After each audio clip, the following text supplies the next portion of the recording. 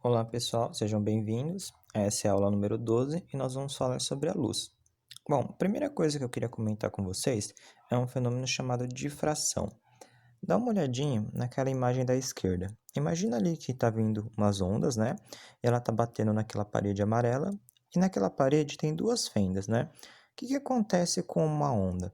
Uma onda, quando ela encontra esses obstáculos, né? Ela atinge ali, no caso, aquela parede amarela e ela vai passar pelas fendas, sim. Só que ela não passa em linha reta. Ela passa e continua se propagando, né? Igual vocês podem ver ali a imagem. Bom, então o que vocês podem perceber com isso? Que ela não passa só pelo espaço da fenda, então ela acaba se propagando nos outros espaços também. E é através desse fenômeno que a onda consegue contornar obstáculos. Um exemplo disso que vocês já devem ter visto é na nossa vida mesmo, quando a gente fala em relação ao som. Quando tem uma pessoa conversando, algum barulho, né, mesmo que tenha uma parede entre você e esse barulho, você acaba conseguindo ouvir.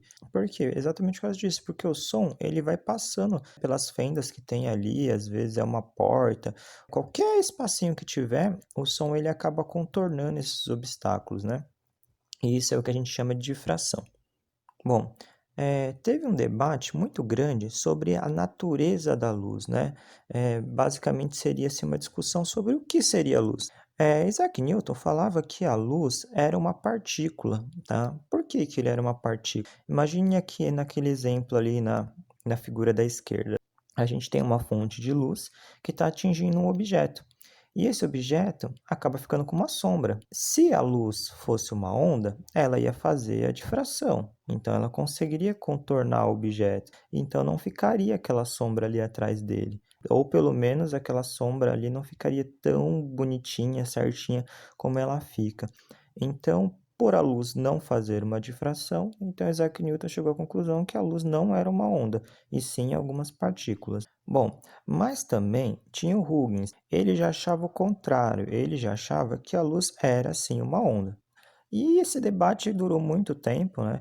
Até que uma pessoa, né, um matemático físico chamado Young, acabou mostrando um experimento capaz de mostrar que a luz sofria sim difração. Esse experimento ele ficou conhecido como experimento da dupla fenda. Como que funciona ele? Imagine assim, vamos olhar ali na imagem da esquerda. Eu tenho uma luz e aí eu coloco uma placa ali, uma parede, alguma coisa que tem essas duas fendas aí, né? Bom, teoricamente, se a luz fosse uma partícula, lá atrás só ia passar, né, luz naquelas duas fendas. Então, ali atrás só ficaria duas fendas. Só que o que acontece? Se você for fazer isso na vida real, quando você liga a luz, você vai perceber que atrás não forma só duas fendas, formam várias fendas, né? E por que isso ocorre? Aí o Huygens falou que isso ocorre por quê? Por causa da difração. Se você for dar uma olhada na imagem da direita, você vai observar exatamente isso. Tá vendo? A luz, como ela é uma onda, ela bate ali naquelas fendas, mas depois que ela atravessa aquelas fendas, ela continua se propagando e ela acaba espalhando, né? E aí você fala, e por que tem alguns espaços que ficou à sombra, tem alguns espaços que ficou em branco? Por que gera aquilo ali a gente chama de padrão de interferência? Por que fica daquela forma? Porque as ondas, elas se chocam, aquelas duas ondas que passaram pelas fendas, né? Então, tem lugares que a energia fica maior, tem lugares que a energia acaba se anulando, então por isso que fica aquele padrão ali. Bom, mas e aí? Quem que estava certo? A luz é uma onda ou a luz é uma partícula? Eu diria que quem realmente conseguiu resolver, né, esse problema foi o Einstein. Ele chegou à conclusão que o quê, né? Que quando a luz ela está se propagando no espaço, ela se comporta como uma onda. Mas quando a luz ela incide uma superfície, aí ela passa a se comportar como partícula, que é o que acontece, por exemplo, no painel solar. Então, ela tem essa dualidade onda-partícula. Essa ideia do Einstein se aplica à luz, né? Mas se aplica a outras partículas também, que vocês vão ver com mais detalhes na física quântica. Bom, uma outra coisa que eu queria falar com vocês é sobre o espectro eletromagnético visível. O nosso olho, ele consegue enxergar alguns comprimentos de onda, né? Algumas frequências.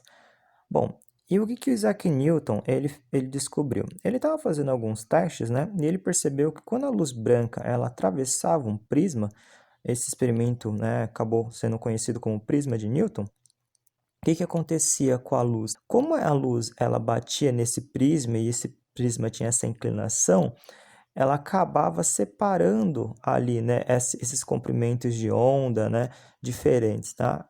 E aí, o que acontece? É o fenômeno que a gente chama de dispersão. Não é a mesma coisa que você pode observar num arco-íris. Entra uma cor branca, né, e no final, quando ele passa por esse prisma, né, acaba tendo essa decomposição das cores, né? E aí você consegue enxergar cada cor. Ali eu coloquei na figura da direita cada cor de acordo com o comprimento de onda. Existem outros comprimentos de onda, né? Só que a gente não consegue enxergar. Esses são o que é visível para a gente, né? No caso ali de 400 a 700 nanômetros, né? O comprimento de onda que a gente enxerga. Lembrando também que o comprimento de onda ele é inversamente proporcional à frequência. Então, por exemplo, a onda maior ali é a vermelha. Só que a onda vermelha é a que tem a menor frequência. Por isso que abaixo da vermelha é o que a gente chama de infravermelho. E o contrário também acontece ali com o violeta, né? O violeta é a menor onda, né? O comprimento menor, mas é a maior frequência. Então, acima do violeta é o que a gente chama de ultravioleta. Bom, e também a última coisa que eu queria falar aqui com vocês é um fenômeno chamado refração. Vocês também já devem ter observado eles. A luz, ela se propaga como uma onda, certo? E aí, quando ela passa de um meio para o outro, ela acaba mudando a velocidade dela. E esse fenômeno acaba gerando, né, o que a gente chama de refração. E a refração, vocês já devem ter percebido que ela gera uma deformação na imagem. Olha lá aquele exemplo que eu coloquei ali, né? Então, quando você coloca algum objeto dentro de um copo d'água, parte dele está no ar e parte dele está na água. Aí acontece aquele fenômeno ali. Bom, existe uma coisa chamada índice de refração, que é a razão entre a velocidade da luz e do meio, né, que ela está passando naquele momento. Existe uma fórmula que a gente pode calcular esse índice de refração. Esse índice de refração, a gente usa essa letrinha aí, o N, né? Em cima é a velocidade da luz, que a gente usa C, e embaixo é a velocidade do lugar onde ela está passando, né? Vamos ver aqui um exemplo? Bom, aqui eu quero calcular o índice de refração da água. Então, em cima é sempre a velocidade da luz. Aqui eu coloquei em quilômetros por segundo, tá? Vocês podem usar qualquer unidade, desde que em cima e embaixo esteja correto, né? Seja a mesma.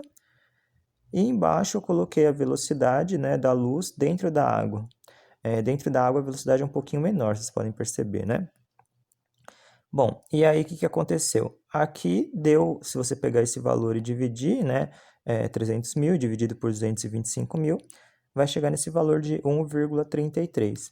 Esse que é o valor que a gente chama do índice de refração na luz na água, né? Esse índice de refração também é legal vocês entenderem que o quê? Quanto maior for esse índice, maior vai ser a deformação gerada na imagem.